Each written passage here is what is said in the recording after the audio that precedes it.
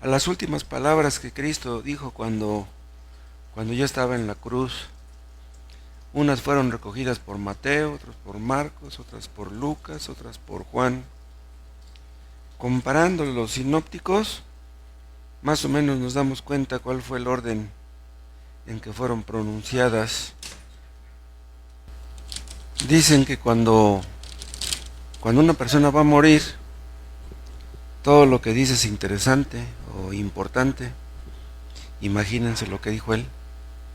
Cuando Cristo estaba en la cruz dijo palabras tremendas, sorprendentes. Él estaba sufriendo dolores terribles. ¿Y saben qué hace el dolor cuando es muy intenso? Que uno desvaríe, ya no dice uno cosas coherentes. Los que están en medio de un grande dolor suelen decir incoherencias, pero las palabras que Cristo dijo están llenas de significado, lo cual demuestra que en medio de su dolor él estaba lúcido. Dice Marcos que cuando Cristo estaba en la cruz, le dieron a beber vino mezclado con mirra. La mirra hace el efecto de un narcótico, un estupefaciente. Pero Cristo no quiso tomar aquello. Hubiera calmado su dolor, pero no lo quiso tomar. O sea, eso aumenta nuestro amor por Él, nuestra gratitud. Cristo no rehuyó el dolor, Él quería sentir lo que se siente llevar el pecado, los efectos del pecado. La Biblia no dice exactamente en qué parte de las manos le clavaron los clavos. Ustedes han visto los cuadros donde pintan a Jesús clavado, o ya cuando resucitó las huellas de los clavos se las pintan aquí. Pero es muy probable que los clavos no se los hayan clavado aquí, sino aquí en la muñeca. ¿Saben por qué? Porque esta parte de aquí es muy frágil. Y si ustedes han llegado a clavar algo aquí no es doloroso un piquete. Es muy posible que que le hayan clavado los clavos acá, porque esta parte de aquí es mucho más resistente que esta. Pero quién sabe. Si le hubieran puesto los clavos aquí, como las manos llevaban el peso del cuerpo, esto fácilmente se hubiera desgarrado. Quién sabe.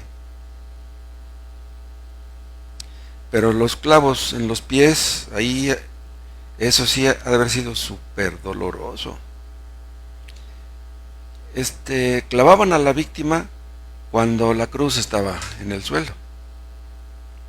Y ya cuando estaban clavados, levantaban la cruz poco a poco, la jalaban con unos lazos, y la parte de abajo de la cruz iba entrando en un hoyo.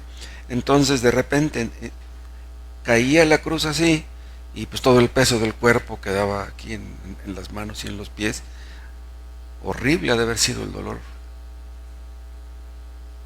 Todo el peso del cuerpo estaba en las manos y en los pies.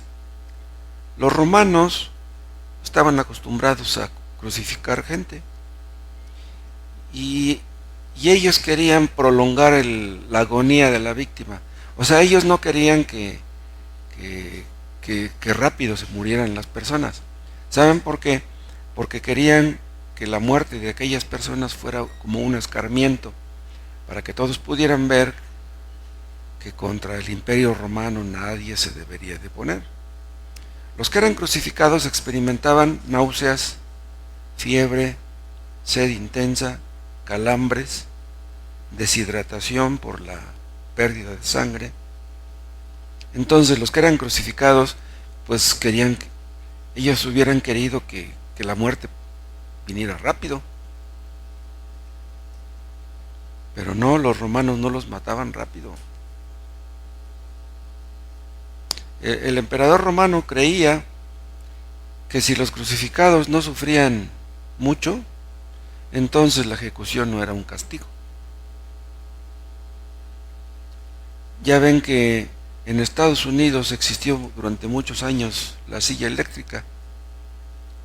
Mataban a los reos de muerte en la silla eléctrica, pero si saben ustedes, no, que en esta parte de aquí les ponían una esponja con agua, entonces el agua en la cabeza hacía que rápido se murieran.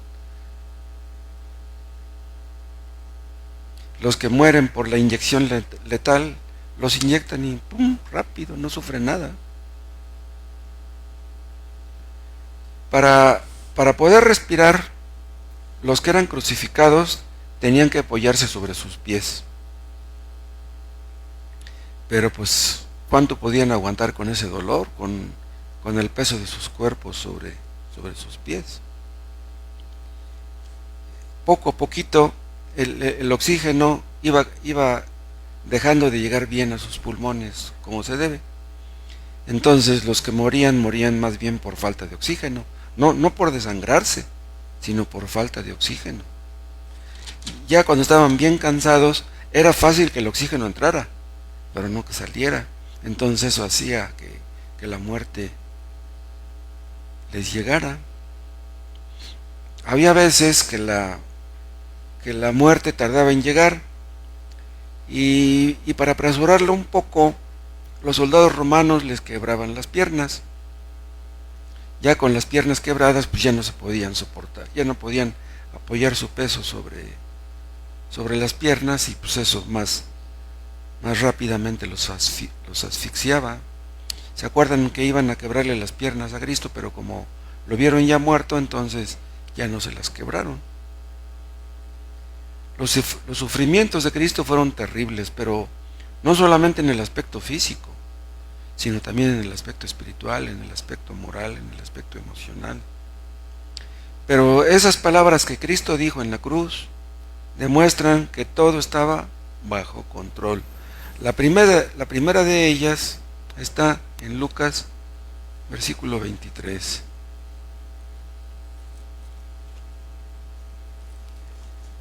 Vamos a leer 2 versículos aquí del capítulo 23, y después de leer estos 2 versículos haremos una oración. Lucas 23, 33.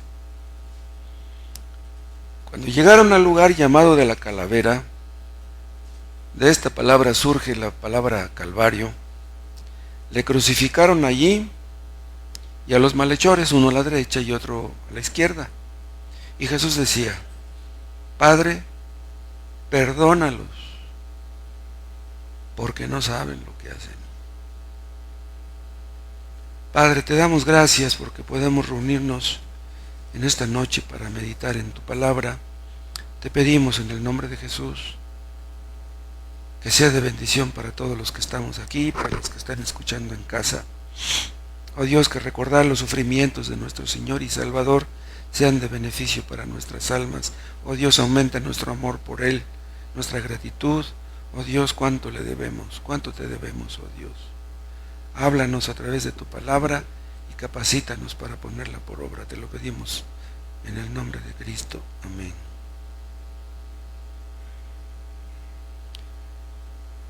Acusaron a Cristo injustamente. Todas las acusaciones que le hicieron, todas eran injustas. Él tenía motivos de sobra para estar enojado, para estar molesto.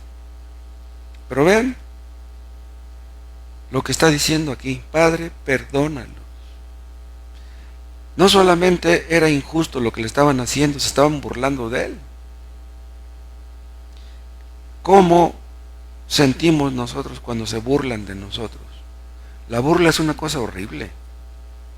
Pero Cristo no amenazaba, no devolvía los insultos, no maldecía. Cristo oró por los que lo estaban matando.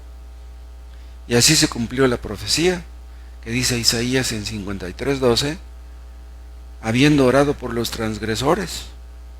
Cristo en la cruz oró por los transgresores, por los que los mataban y por aquellos que serían salvos. Cristo en la cruz estaba intercediendo como sacerdote. Ahora nosotros sabemos que que Dios tenía que escuchar esta oración, porque todas las oraciones que Cristo hacía eran escuchadas. Pero ¿cómo se cumplió esto? Cuando Él dijo, Padre, perdónalos. Vean, perdonó a algunos de los que lo mataban, no a todos. El día de Pentecostés, 3,000 fueron salvos. Muchos de ellos gritarían, crucifícale. Entonces, cuando Cristo oró por ellos, pues ahí se cumplió. Ahí se vio que Dios contestó la oración.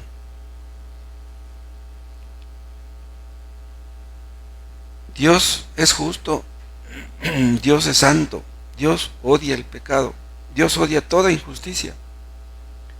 ¿Por qué Dios permitió que se burlaran de Cristo, que se burlaran de su Hijo amado?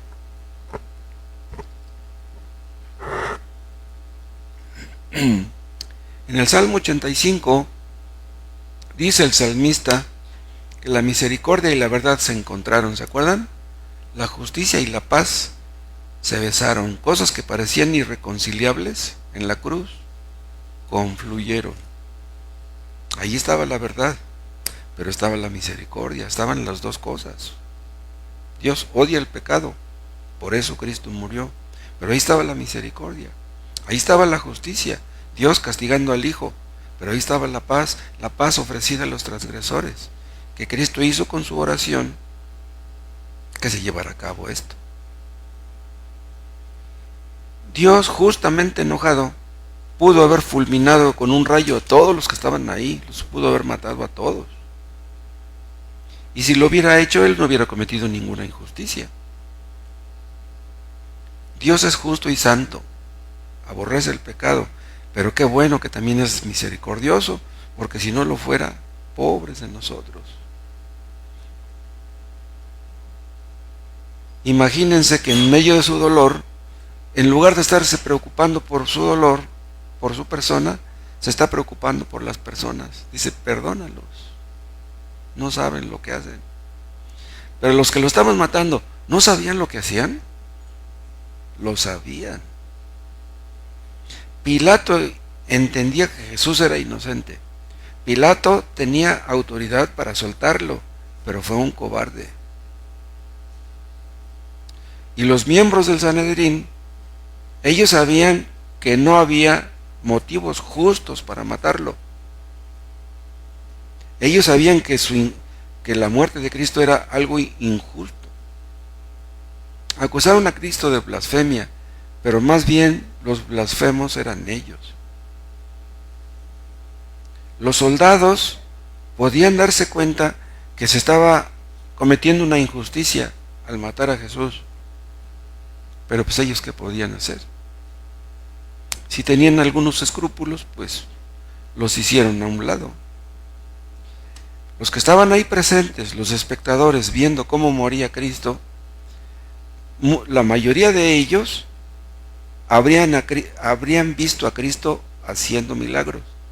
Muchos de ellos recibirían un milagro. Muchos de ellos recibirían sanidad de sus enfermedades, pero no hicieron nada. Ellos no eran ignorantes. Ellos no tenían excusa. De lo que sí eran ignorantes, los que lo mataron, era de la enormidad de su crimen. Dice el apóstol Pablo en 1 Corintios 2:8 que si hubieran sabido quién era él, no lo hubieran matado. ¿Quieren ver este versículo? 1 Corintios 2:8.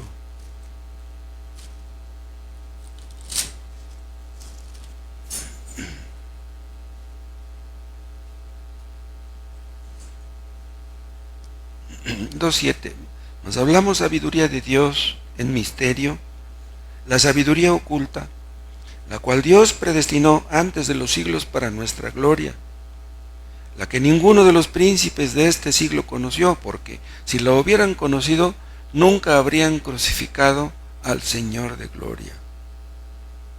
Ellos tenían más o menos una idea de lo que estaba ocurriendo, pero una idea exacta no la tenían. Tenían ligeras sospechas de que a lo mejor él era el Mesías, pero no estaban seguros.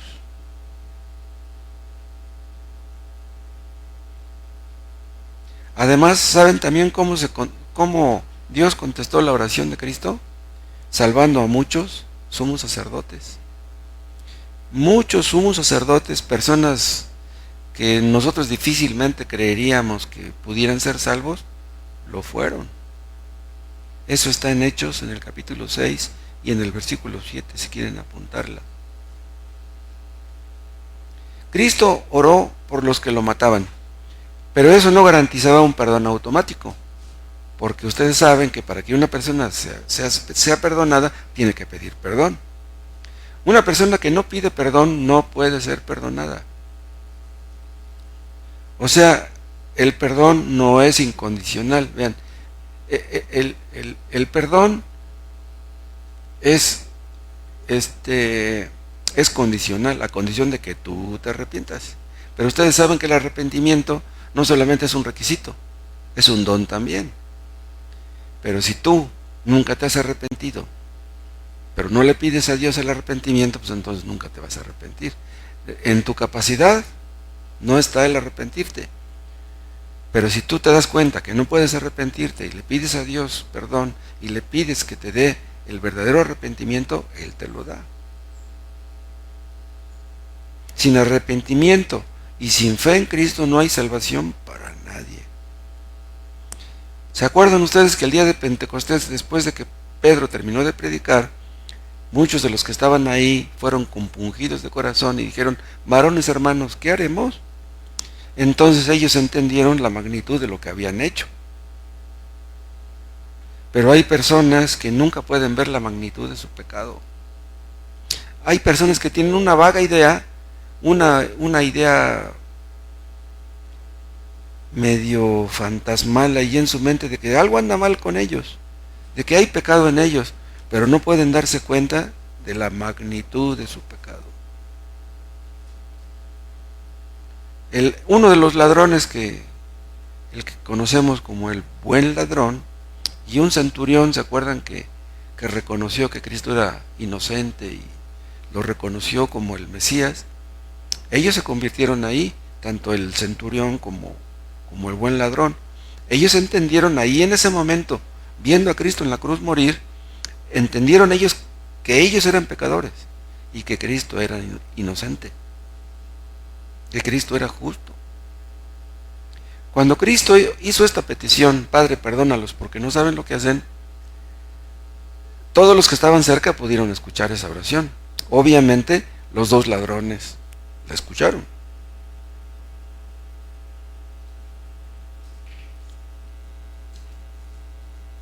Si nadie hubiera escuchado aquella petición, algunos tal vez hubieran pensado que su pecado era imperdonable.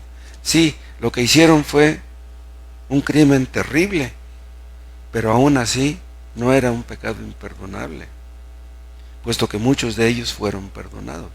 Entonces, si personas que gritaron crucifícale fueron perdonados, pues yo no creo que haya aquí alguien cometido un pecado peor que ese.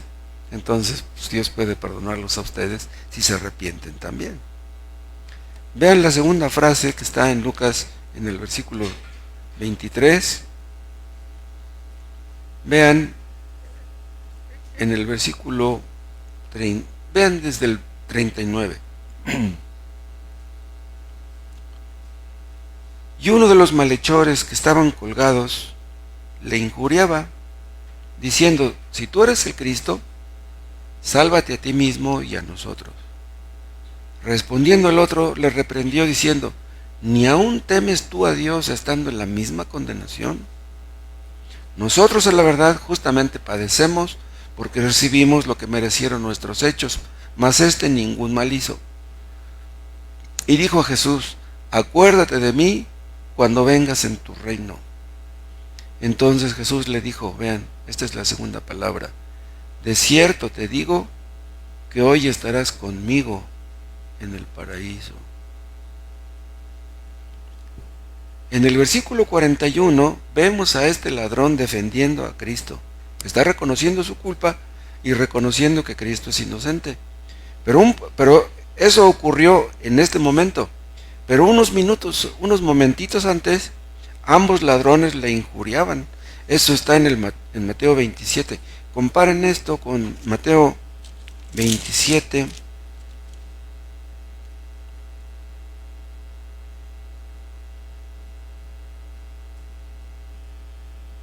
Vean 27:41. De esta manera también los principales sacerdotes, escarneciéndole, la palabra escarnecer quiere decir burlarse, ¿no?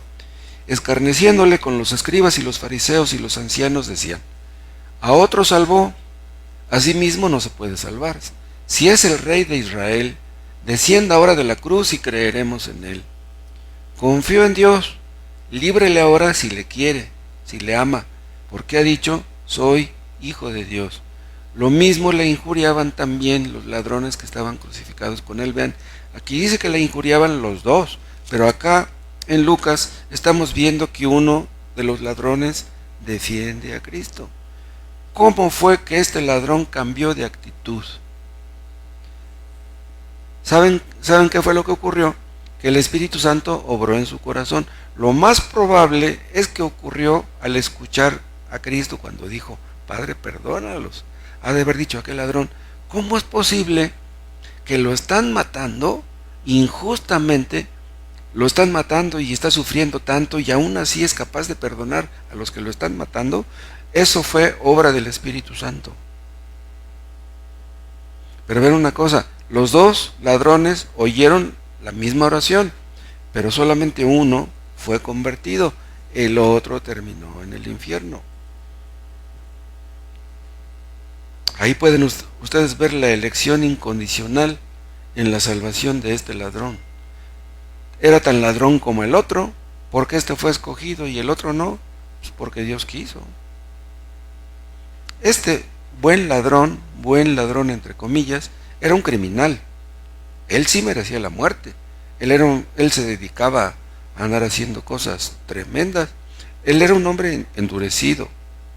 Pero vean ustedes, Dios puede salvar al más endurecido. Dios es todopoderoso. Es casi seguro que antes de ir a la cruz, estos ladrones habrían escuchado hablar de Jesús. Posiblemente hasta alguno de ellos lo escuchó predicar, o los dos, yo no lo sé.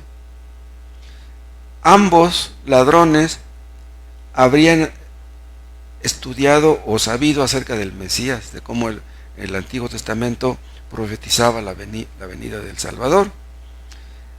Conocían acerca del reino de Dios, porque este ladrón dijo: acuérdate de mí cuando estés en tu reino. Entonces él sabía que Dios tenía un reino y que el Mesías vendría a instituir un reino. Tal vez no era una idea clara en él, puesto que en sus discípulos tampoco lo era, pero de todas maneras él creyó, porque Dios obró la fe en él. Estos dos ladrones eran judíos, y los judíos desde niños pues tenían acceso a las escrituras. Es muy probable que este buen ladrón quedó impresionado por la paciencia y la serenidad de Jesús al estar muriendo. En ese momento, este ladrón reconoció su culpa y entendió que Cristo era inocente. Una persona que no reconoce su culpa en lo más profundo de su corazón no puede ser salva. No basta con que ustedes crean que son pecadores en su mente, tienen que entenderlo en lo más profundo de su corazón. Unos minutos antes de morir, este ladrón se arrepintió y fue perdonado. Pero ¿quién nos garantiza que vamos a llegar a la hora de nuestra muerte estando lúcidos, estando conscientes? ¿Cuántas personas mueren de repente y ya no tienen miedo para arrepentirse? Los que posponen su arrepentimiento para el último momento, a lo mejor ni tiempo tienen. Además, otra cosa, una persona que nunca conoció el Evangelio verdadero, para que se arrepienta a la hora de su muerte, está en chino. Esas personas que se arrepienten, que son muy católicos y que tienen parientes evangélicos y que van y que les hablan cuando están ahí entubados o en terapia intensiva, les dicen: acepta a Cristo y haz una oración y arrepiéntete. Dice: ¿te arrepientes? Sí, me arrepiento. Lo más seguro es que su arrepentimiento no es verdadero, no es sincero. Noten ustedes que este ladrón, el buen ladrón, reconoció a Cristo como su Señor. No solo como el Señor, lo reconoció como su Señor, porque vean cómo le dijo, acuérdate de mí.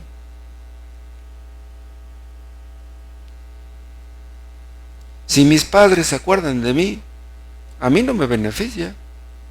Pero si Dios se acuerda de nosotros, con que Dios se acuerde de nosotros ya le hicimos. O sea, Él entendió mucho cuando le dijo estas palabras. Si Cristo se acuerda de nosotros, somos bienaventurados. El caso del buen ladrón nos demuestra claramente que existe la elección incondicional, ya lo dije, y también que el bautismo no es esencial para la salvación. Él ya no se bautizó, pero si hubiera vivido, pues creemos que se hubiera bautizado. Si Dios nos pusiera condiciones para salvarnos, ¿quién podría cumplir esas condiciones? Cristo le dice a este ladrón, de cierto te digo, hoy estarás conmigo en el paraíso. Cuando le dice de cierto, le está jurando. Estarás conmigo en el paraíso. Y dice, hoy estarás conmigo. Eso quiere decir que los creyentes al morir inmediatamente van al paraíso. Sus almas, obviamente. Sus cuerpos van a la tumba. Dicen algunos que como no ha habido un juicio, entonces tanto el cielo como el infierno están vacíos. Eso es falso. En el infierno ya hay gente. En el cielo ya hay gente. Las almas que se unirán a sus cuerpos el día de la resurrección. Le dice Cristo a este ladrón, estarás conmigo en el paraíso. Pero pues estar con Cristo es estar en el paraíso. El mismo paraíso que Adán perdió. Porque si Cristo no estuviera en el paraíso, ¿sería paraíso? Para que el ladrón fuera al paraíso sería por los méritos de otro. Nadie va al paraíso por sus propios méritos, no por tus ofrendas, no por tus diezmos. Los creyentes al morir van al paraíso, no al purgatorio, como dicen los romanistas. Dice el autor de Hebreos que Cristo hizo la purgación de nuestros pecados por su sangre. Cristo purgó todo lo que tenía que ser purgado. Cristo nos purificó, nos limpió con su sangre. No necesitamos que nos limpien en el purgatorio. Vean la tercera frase en Juan 19.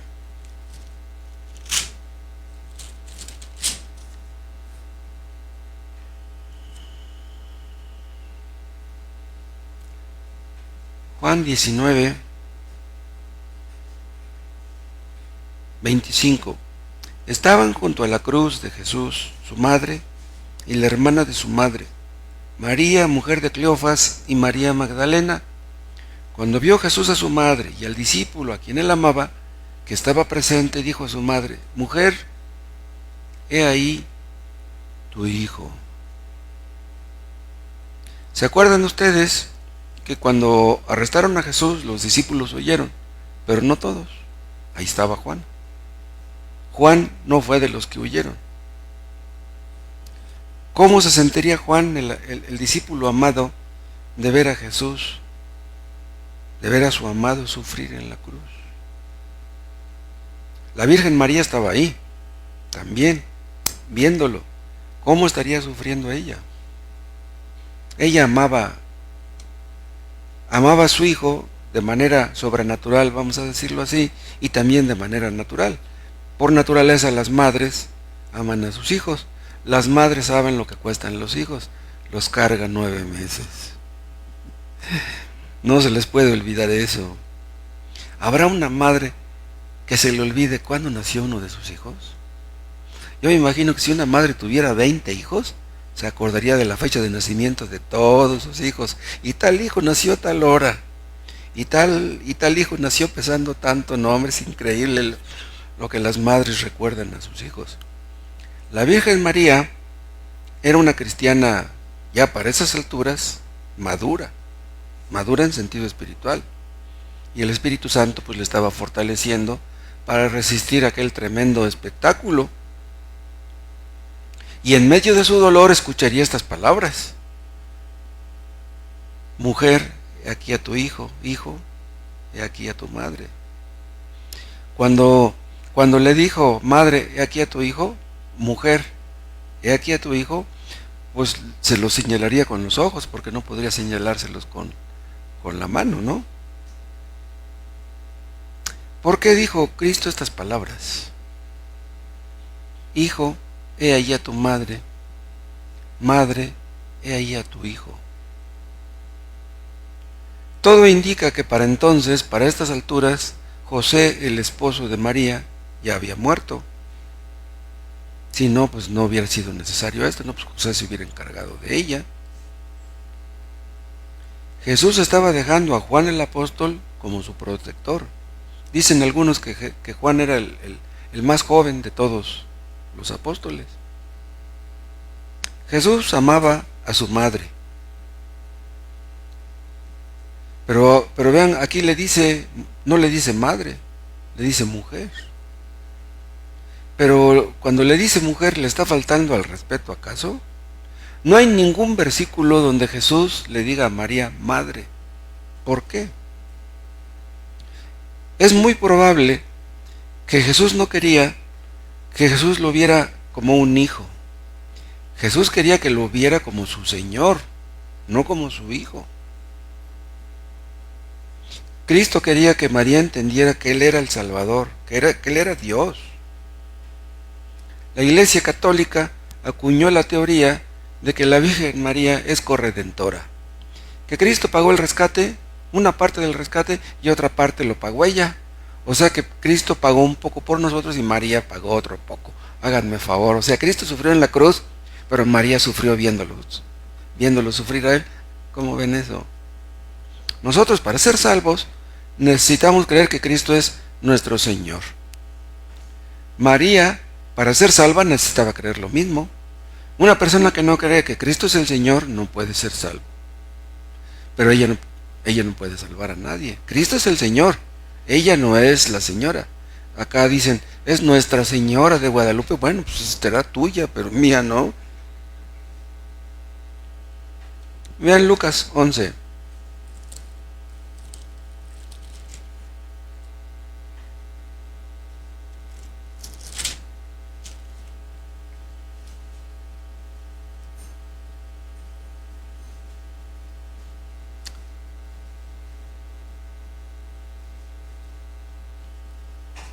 En 11:23 está hablando Jesús, dice, el que no es conmigo, contra mí es. Es en este contexto que dice esas palabras.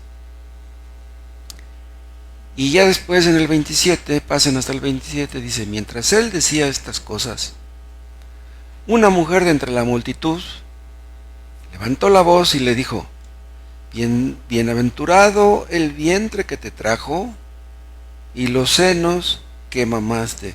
O sea, bienaventurada tu madre, ¿no? Y él dijo, antes, bienaventurados los que oyen la palabra de Dios y la guardan. Vean, esta bienaventuranza, o sea, María, por el hecho de ser la madre de Jesús, en sí por eso no era su bienaventuranza. La bienaventuranza consistía en que creyó en la palabra y fue salva.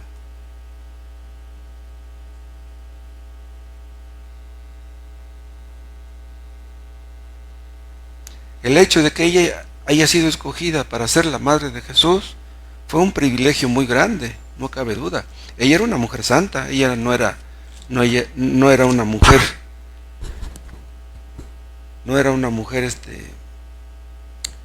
inconversa, digamos, ¿no?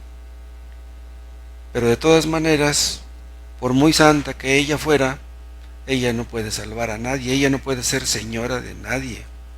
El único Señor y Salvador es nuestro Señor Jesucristo. María fue bienaventurada porque fue obediente a la palabra de Dios. Entonces, si hay aquí alguno que es obediente, es bienaventurado.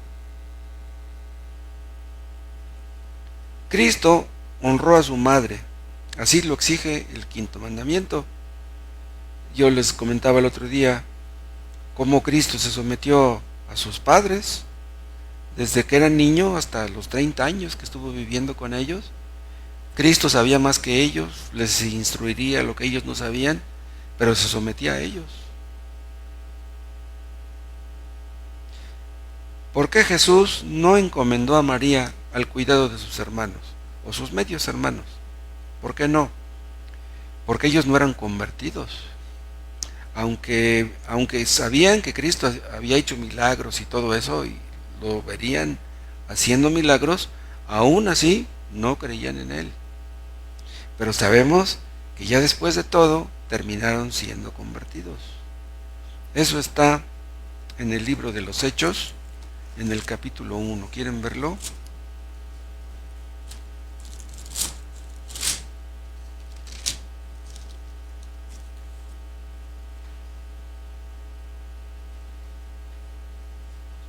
Aquí habla de cuando Cristo ascendió a los cielos y ellos subieron al aposento alto, los discípulos, y se pusieron a orar en Hechos 1:13, y en el 14 dice, todos estos perseveraban unánimes en oración y ruego con las mujeres y con María, la madre de Jesús, y con sus hermanos, vean.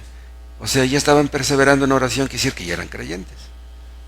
En un principio dudaban de que Cristo fuera el Mesías, pero Dios mismo terminó convenciéndolos, el Espíritu Santo. Entonces Cristo honró a su madre.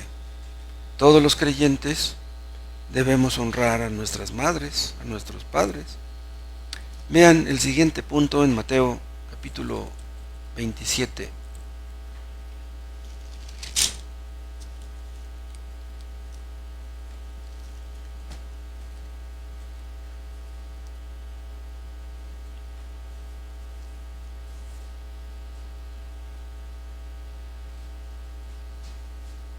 Dice 44, 27:44. Lo mismo le injuriaban también los ladrones que estaban crucificados con él. Y desde la hora sexta hubo tinieblas sobre toda la tierra hasta la hora novena. 3 horas de tinieblas. Cerca de la hora novena, Jesús clamó a gran voz diciendo, Elí, Elí, lama sabactani, esto es, Dios mío, ¿por qué me has desamparado? ¿Por qué hizo Jesús esta pregunta? ¿Por qué me has desamparado? ¿Acaso Cristo no sabía por qué? Sí lo sabía, pero era tan grande su dolor, vean, que tuvo que decir estas palabras. Algunos dicen que las dijo simplemente para que concordaran con lo que dice el Salmo 22, ¿no? Pero que en realidad no se sentía desamparado. Vean el Salmo 22. Este es uno de los salmos más mesiánicos que existen. Salmo 22:1. Dios mío, ¿por qué me has desamparado? Vean, estas palabras las dijo David profetizando las palabras del hijo de David, ¿sí? O sea, las dijo David cuando se sentía desamparado, pero apuntaban proféticamente a lo que Cristo diría en la cruz.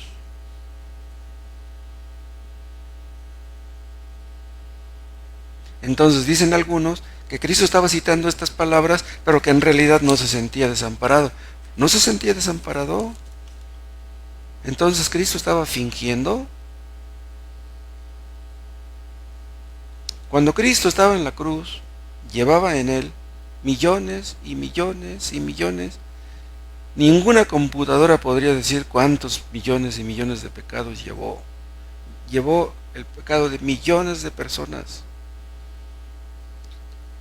Nuestras culpas fueron puestas a su cuenta. El inocente estaba llevando la culpa de los culpables. Vean ustedes, Dios derramó su ira sobre Cristo. Derramó su ira sobre su Hijo. No perdonó a su Hijo para podernos perdonar a nosotros. Derramó su ira sobre su Hijo para no derramarla sobre los escogidos. El Hijo amado de Dios siendo castigado por su Padre. ¿Cómo se siente un hijo a quien sus padres nunca le pegan, cuando de repente le dan sus nalgadas. ¿Cómo se sienten esos hijos? Dicen algunos ignorantes que Cristo murió para darnos ejemplo, pero no saben lo que dicen. Cristo satisfizo en la cruz las demandas de la justicia de Dios. Cristo tenía que morir, tenía que sufrir el castigo que nuestros pecados merecían. O lo sufría Él o lo sufríamos nosotros. ¿Pero qué creen? Dicen los mormones.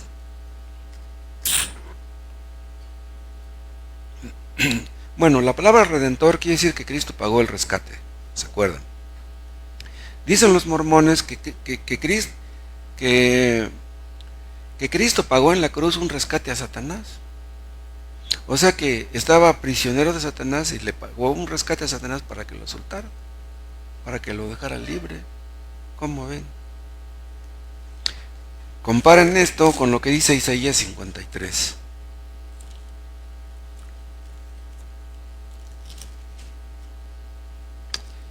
Sí, Isaías 53:4. Ciertamente, aquí está profetizando Isaías, llevó Él nuestras enfermedades. Aquí habla de tantas sanidades que hizo en el pueblo judío. Y sufrió nuestros dolores. Y nosotros le tuvimos por azotado, por herido de Dios y abatido. Mas Él herido fue por nuestras rebeliones, molido por nuestros pecados. Vean, aquí no se refiere a todos, ¿sí? Molido por nuestros pecados. El castigo de nuestra paz fue sobre Él, o sea, para que pudiéramos tener paz, y por su llaga fuimos nosotros curados. Y pasen hasta el 9. Y se dispuso con los impíos su sepultura, mas con los ricos fue en su muerte, aunque nunca hizo maldad ni hubo engaño en su boca. Con todo eso, a pesar de que no hubo engaño en su boca ni pecó, Jehová quiso quebrantarlo. ¿Por qué quiso quebrantarlo? Por nosotros, porque para no quebrantarnos a nosotros, sujetándole a padecimiento. Cuando haya puesto su vida en expiación por el pecado, vean, la palabra expiación habla de borrar el pecado. O sea, ese propósito tenía su muerte en la cruz. Dice, cuando haya puesto su vida en expiación por el pecado, verá linaje. Vean, esto es algo cierto, nada incierto. Vivirá por largos días, o sea, eternamente, y la voluntad de Jehová será en su mano prosperada. Entonces Cristo hizo todo lo que tenía que ser hecho para satisfacer a Dios. Cristo no le pagó un rescate a Satanás. Lo que Cristo hizo, lo hizo para satisfacer a Dios, para pagar por nosotros. Y dice en el 11, verá el fruto de la aflicción de su alma y quedará satisfecho. Vean, ¿quién quedaría satisfecho? Cristo mismo quedaría satisfecho, pero también el Padre quedaría satisfecho. Por su conocimiento justificará a mi siervo justo a muchos, no a todos, a muchos. Aquí está la expiación limitada, y llevará las iniquidades de ellos, por quienes murió, no de todos. Entonces Cristo le pagó el rescate al Padre. Y dice el 12, por tanto yo le daré parte con los grandes. Aquí está hablando el Padre. Yo le daré parte a Cristo con los grandes, y con los fuertes repartirá despojos, por cuanto derramó su vida hasta la muerte, y fue contado con los pecadores, con los que murieron junto con él, habiendo él llevado el pecado de muchos, de los escogidos, y orado por los transgresores, por los que estaban ahí, que fueron salvos, y por todos los transgresores escogidos a través de la historia. Intercedió por ellos. O sea, en la cruz Cristo estaba actuando como sacerdote. Cristo ya sabía que su muerte no sería en vano. Él sabía que su fruto, que llevaría mucho fruto. Él vería un linaje inmenso. Millones de personas serían salvas por lo que Cristo hizo en la cruz. Cristo no tenía miedo de morir en la cruz. Cristo no era un cobarde. De lo que Cristo tenía miedo era de la ira de Dios. de cargar nuestros pecados y sufrir la ira de Dios, el desamparo de Dios, porque Dios no puede amparar a quien lleve el pecado, lo lleve quien lo lleve. Cristo tenía temor de la ira de Dios, vean, y los inconversos no la tienen. Cuando Cristo estaba sufriendo en la cruz se sentía abandonado. El que siempre fue amado, en ese momento se sentía desamparado. Por lo mismo sufrió gotas de sangre en Getsemaní, porque ya sabía lo que le esperaba. Pero aún así, aunque Cristo cargaba el pecado de todos nosotros, Él sabía que el Padre nunca dejaría de amarlo. Él sabía cómo iba a terminar todo. Eso habla del momento de su angustia. El Padre no dejaba de amar a Cristo por el hecho de cargar con nuestros pecados. Podríamos decir que con más razón le amaba, pero tenía que desampararlo aunque lo amaba. Desamparó a Cristo para ampararnos a nosotros. Vean la siguiente palabra en Juan 19.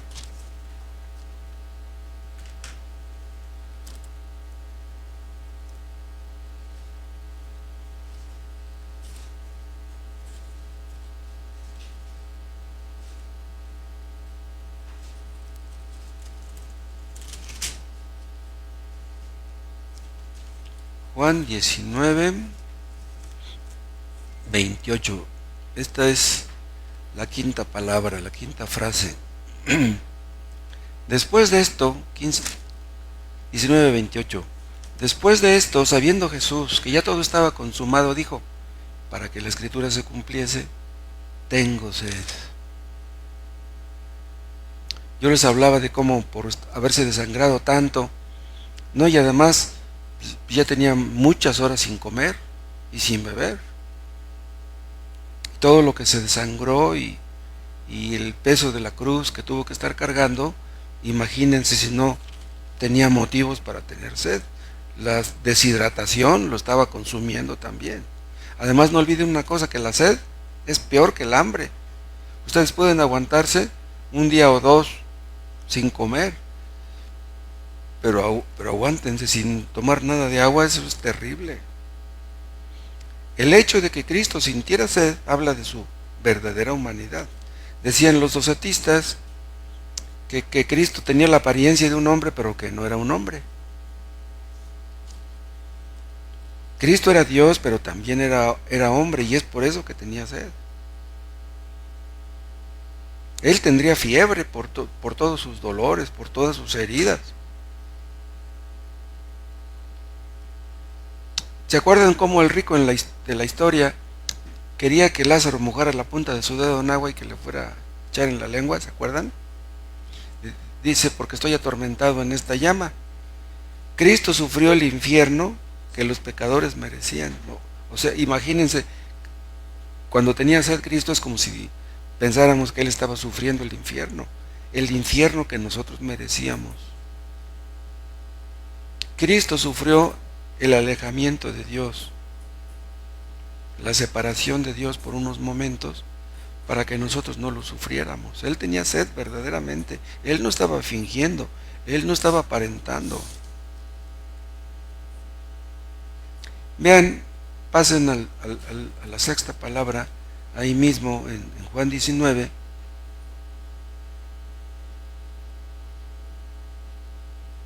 Vean el versículo 30. Cuando Jesús hubo tomado el vinagre, dijo, consumado es. Esta es la sexta palabra, consumado es. Y habiendo inclinado la cabeza, entregó el Espíritu. Cuando dijo, consumado es, este es un grito de victoria. Con estas palabras, Cristo estaba dando a entender que todo lo que el Padre le había encomendado hacer ya estaba hecho. Todo lo que el Padre me mandó a la tierra a que hiciera, lo he hecho. Que así pudiéramos decir nosotros cuando muramos. Muchos lo veían con lástima. El diablo pensó que matándolo se estaba deshaciendo de él, pero Cristo en la cruz lo venció el pecado, venció la muerte, venció a Satanás, los grandes enemigos del cristiano. Cristo hizo todo lo que tenía que ser hecho para salvar a los pecadores. Es por eso que la salvación es por gracia. No tienes que hacer nada para ser salvo. Todo ya está hecho. Tienes que arrepentirte y creer, sí, pero Él te da el arrepentimiento y la fe. Entonces, si tú no has sido salvo, es porque no has querido. Si tú no has sido salvo, no piensas que es porque Dios no ha querido salvarte, no. Si tú no has sido salvo es porque tú no has querido. La ley ceremonial ahí se cumplió. Cristo murió como un sacrificio. El Cordero de Dios estaba muriendo. Cristo pagó la deuda infinita, la deuda imposible de pagar. La justicia de Dios quedó plenamente satisfecha.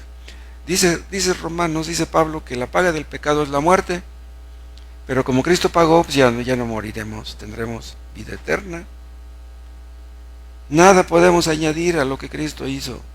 No nos vamos a salvar por ser bautizados, no nos vamos a salvar por dar un diezmo o una ofrenda.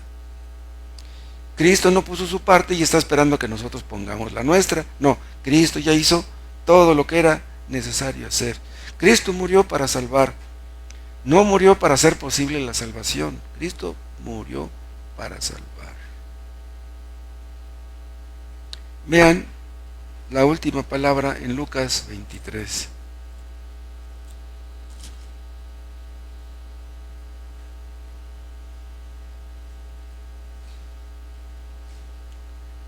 Lucas 23, 44. Cuando era como la hora sexta, hubo tinieblas sobre toda la tierra hasta la hora novena, y el sol se oscureció, y el velo del templo se rasgó por la mitad. Entonces Jesús, clamando a gran voz, dijo: Padre, en tus manos encomiendo mi espíritu. Y habiendo dicho esto, murió. Cristo murió en la cruz. Para eso lo envió el Padre. Pero vean una cosa, pero Cristo murió porque Él quiso hacerlo. El Padre lo envió, pero Él vino porque quiso venir. Murió porque quiso morir. Eso lo dice Él en Juan 10. Chequen este texto, por favor. Juan 10.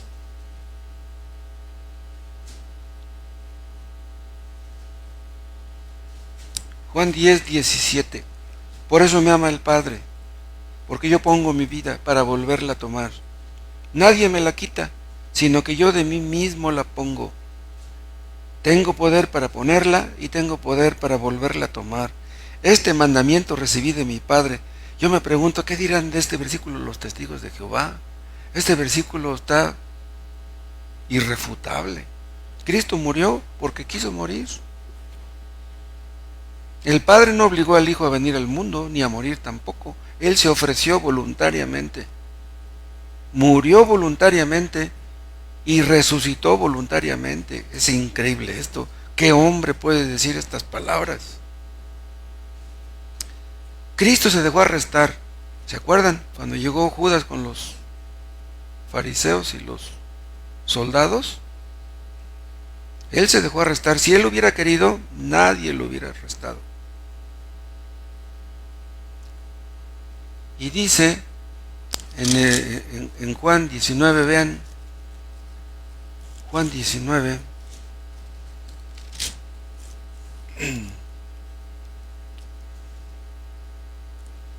19:30, cuando Jesús hubo tomado el vinagre, dijo: consumado es, y habiendo inclinado la cabeza, entregó el Espíritu. Vean, no se lo quitaron, Él lo entregó, como ven. Todos estos detalles de la muerte de Cristo, todo lo que ocurrió allí cuando Él estaba en la cruz, todo fue planeado desde la eternidad. Cristo murió exactamente a la hora que tenía que morir, entre las dos tardes, a la hora que moría el Cordero Pascual. ¿Cómo no entendieron eso los judíos? Cuando Cristo estaba en la cruz parecía un fracasado, todo lleno de sangre, quizá de polvo, de sudor. Pero vean una cosa, estando en la cruz, salvó al ladrón. lo que demuestra que aún en la cruz Él seguía siendo todopoderoso y Él tenía el control de todo y de todos. Sus discípulos estaban tristes, pensaban que era una tragedia, pero no entendían, lo entendieron después, pero en ese momento no, que lo que Cristo hizo en la cruz fue obtener la victoria más grandiosa de todas las victorias. Lo que hicieron los grandes conquistadores no es nada en comparación. Mañana va a haber muchas personas en Iztapalapa. Van a ver las 3 caídas. Pobre gente. Ellos creen en un Dios muerto, en un Cristo muerto. Ellos no creen que resucitó. Pero Cristo resucitó, tal y como lo había dicho. Él había dicho que iba a morir y murió. Había dicho que iba a resucitar y resucitó. Y se acuerdan que ya después se les apareció, comieron con Él, pudieron comprobar que efectivamente Él hace lo que dice. Y cuando resucitó, ¿se acuerdan que les dijo? Toda potestad me es dada en los cielos y en la tierra. Antes de venir al mundo, ¿no tenía toda potestad en los cielos y en la tierra? Pero entonces, ¿por qué está diciendo? Toda potestad me es dada. ¿Saben cuál es la diferencia? Que cuando Él estaba en el cielo tenía toda potestad como Dios. Pero cuando viene, muere en la cruz y resucita, toda potestad le es dada como Dios hombre. Entonces el que está en el cielo es un hombre como nosotros, que se puede compadecer de nosotros porque Él sabe lo que se siente ser hombre. Él tiene todo poder. Él está sentado en el trono del universo y Él puede dar el arrepentimiento y el perdón a quien Él quiera. ¿Tienen ustedes estas cosas? Qué bueno. ¿No las tienen? Pídanselas. Él se las regala. Cristo todo lo controla desde el cielo. Él está esperando que sus enemigos sean puestos bajo sus pies. Él mismo está involucrado en esta tarea. Todos los que no querían que Cristo reinara, qué chasco se van a llevar. Cristo está sentado en el trono del universo. Vendrá otra vez, pero ya no va a venir como la primera. La primera vez vino en debilidad, pero la próxima vez que venga, la segunda vez que venga, vendrá en poder. Querrán matarlo de nuevo, pero no podrán. Cristo primero tuvo que morir, tuvo que sufrir la cruz para recibir la corona, y eso es lo que tenemos que hacer nosotros también. Primero la cruz. Todos los creyentes tenemos una cruz que llevar, o debiéramos tenerla, debiéramos tomarla. Dios no nos la impone, debemos tomarla voluntariamente. La obediencia al cumplimiento de sus propósitos en nuestras vidas, cueste lo que cueste, que se haga su voluntad y no la nuestra. Y si hemos de sufrir, no importa, recibiremos una corona. Que Dios nos ayude. Te damos gracias, Padre, gracias por los sufrimientos de Cristo, por todo lo que Él tuvo que sufrir para salvarnos, para librarnos del poder del pecado, de la muerte y del diablo. Oh Dios, ¿cómo no amarte? ¿Cómo no amar a tan precioso Redentor? Oh Dios, aumenta nuestro amor por Él, nuestra gratitud. Hoy que hasta el último día de nuestras vidas, Padre, podamos servirte y amarte y buscar tu gloria en este mundo mientras tengamos respiración. Porque hay muchos, Padre, que no te conocen. Mañana irán a Iztapalapa muchos, Padre, que nomás van a emborracharse, pero que no quieren saber nada de ti. Oh Dios, no saben lo que hacen. Oh Dios, salva a muchos en este país. Salva a muchos habitantes de Iztapalapa, Padre. No saben quién eres tú. Abre sus ojos para que vean. Gracias, Dios, por tu palabra. En el nombre de Jesús. Amén.